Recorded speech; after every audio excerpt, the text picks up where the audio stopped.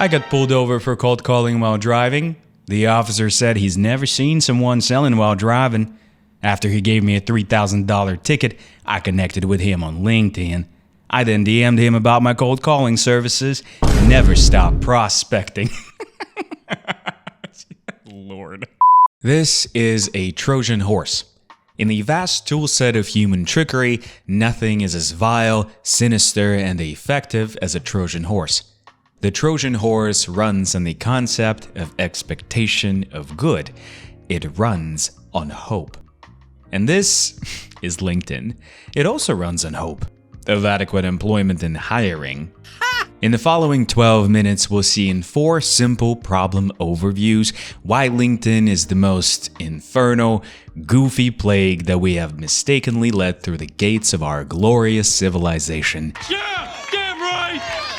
So, over the years, LinkedIn has become something larger than just a website for SpongeBobs who adore their jobs and search endlessly for new iterations of Krusty Krabs. It has assumed the role of a beacon, a hangout spot which contains in its walls people of the ascendant kind. Corpos with the moral imperative set of Dalai Lama, cult plungers, vibe code enthusiasts, founders who saved $10 million before breakfast, startup guru teacher Uber tech bros, forgive my German. Brother, what's that? LinkedIn, in other words, is a joke. Being a corporate guy myself, which please do watch my previous video about it, I get to use LinkedIn to a certain degree, and boy, do I hate LinkedIn. It's Moriarty to my Sherlock Holmes, my natural wacky bad UI enemy. It's ridiculous and it feels like a white Hollywood celebrity converting to Buddhism, which leads us to the first, more visible problem.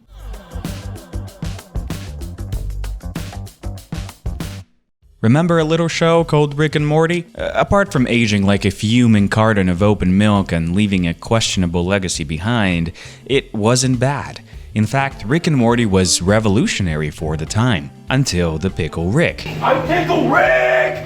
What beloved dum-dum! Until Rick has started gracing with his persona the surfaces of smoke and paraphernalia all around the world. Until he caught on the wrong audience. Oh no. Oh no. Oh no. Oh no. See where I'm getting here?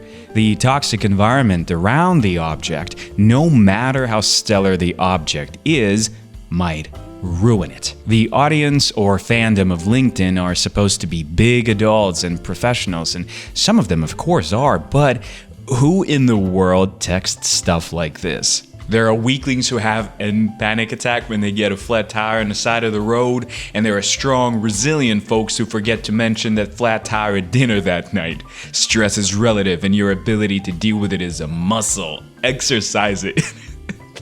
It's unfathomable. When you construct an image of a professional running the economy, you imagine President Roosevelt or something, then you open up LinkedIn and there's just 3 kids stacked in a trench coat applying for the CFO position. You are a good listener. Thanks. Plans for the weekend in Dubai? Work. All day. All night. If you need dopamine hits on the weekend, you're not building anything important. That's why I get left behind by people like me. Oh, Jesus, this guy. Right, who needs friends? Who needs validation? It figures while the global economy is in shambles. The glorious professionals are busy writing pompous odes to their Herculean deeds. Moreover, let's not forget the core premise of LinkedIn. It's easier to seek employment with it. And here comes to play the beautiful law of tribalism. If you don't have a pompously delicious self-praising odyssey posted in your account, you might be the odd one out. Part of the crew, part of the ship. The motif of self-congratulationism is not only terribly infectious, it is actually central to the very heart of LinkedIn's non-ironic user. Despite surface-level assumptions, it would be wrong to just laugh at people. That's true. So we should look broader and see the real culprit behind the goofiness. Would you like to guess what it is?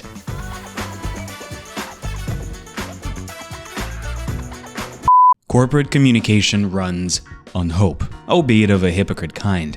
The hope that one can treat people as inanimate objects of production without losing the innate sense of humanity. Good morning! Morning. Good morning. I'd like to call it pseudo-closeness.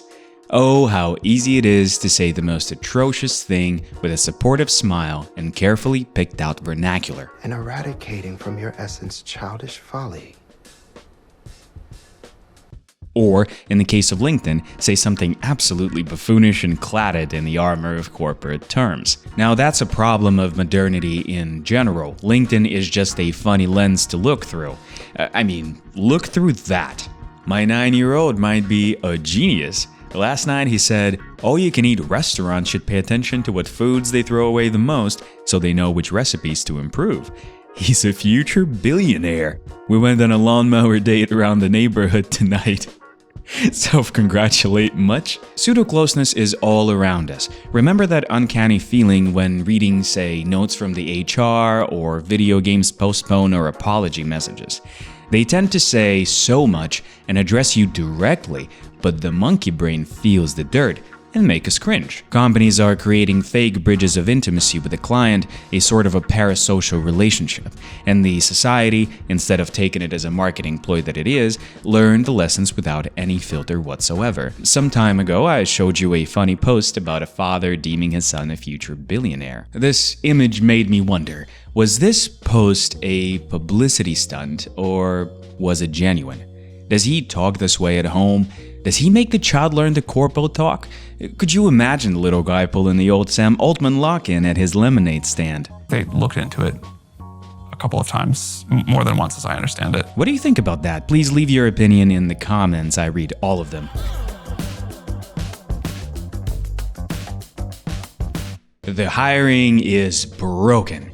It is an axiom at this point, especially in IT, especially with the recent shrinking of the tech market. The human relations field seems to be mostly unregulated and held together with shoelaces and gum. Total ruin. Memes like this do not appear from nowhere. I can't help but think that dysfunctional hiring might be the main reason behind all the self-appraisal on LinkedIn. Imposed by shortening resources comes an almost animalistic, pathological system of flag waving. Consider peacocks. They fascinated Darwin during his research of natural selection. Male peacocks are bound to carry around cumbersome iridescent tails which are used as mating attractions.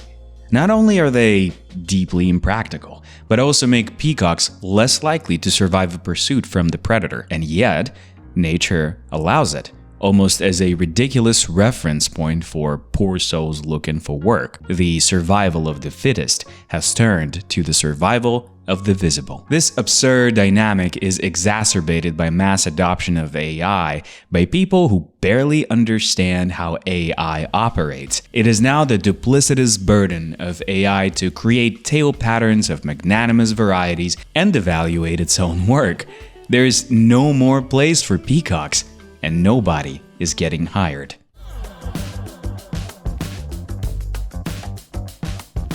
Mythology runs on hope.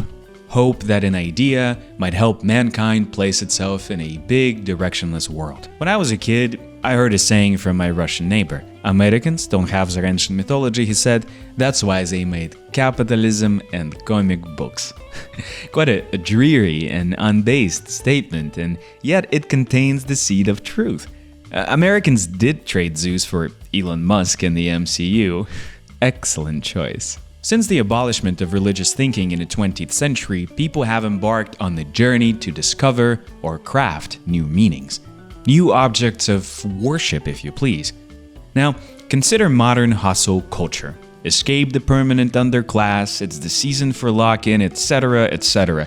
The array of ideation that you can mutter to yourself and find very few distinctions from a prayer. And LinkedIn seems to me like it's specifically the place to express the newly found religious fervor. It's oafish and narcissistic like any young mythology. What is especially worrying is the evident infusion of industrial and familial. It is only logical, of course, that mythos enters a man's family. That's, after all, how it reproduces and passes into the future. However, it's often the careless choice of mythos which leads to the darkest outcomes. Like young Timmy turning into a agentic AI startup founder in San Francisco. Jesus, that just gives me the creeps. So LinkedIn is dangerous.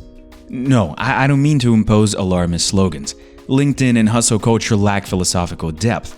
They mingle with stoicism but never truly grasp it. They use it as a motivational poster to engage in more consumerism. The only danger I see is nurturing a generation of infantile, shallow, and dull adults surrounding themselves with physical tokens of success. Rolex for the rich, Funko Pops for the poor.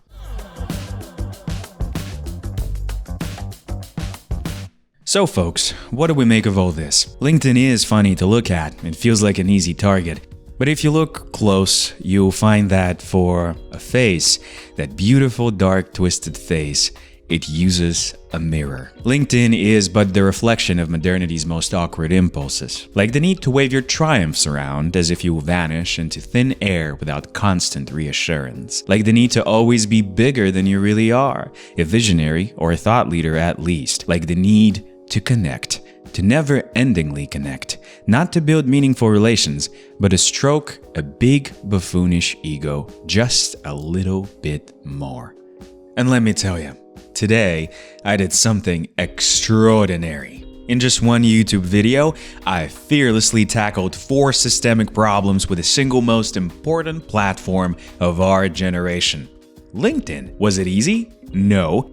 Did it require coffee, grit, and the mindset of a Fortune 500 CEO waking up at 4:30 for an ice bath? Absolutely. But here I am, stronger, wiser, and infinitely more employable. I have learned that audiences can ruin even the best ideas, yes, including me. Corporate communication is a linguistic black hole, but I stared into it and came back with synergy. Hiring is broken, yet like a peacock I spread my feathers away, and mythos is alive, but luckily I am both the prophet and the product. I share this not to brag, though let's be honest, I absolutely deserve to, but to inspire.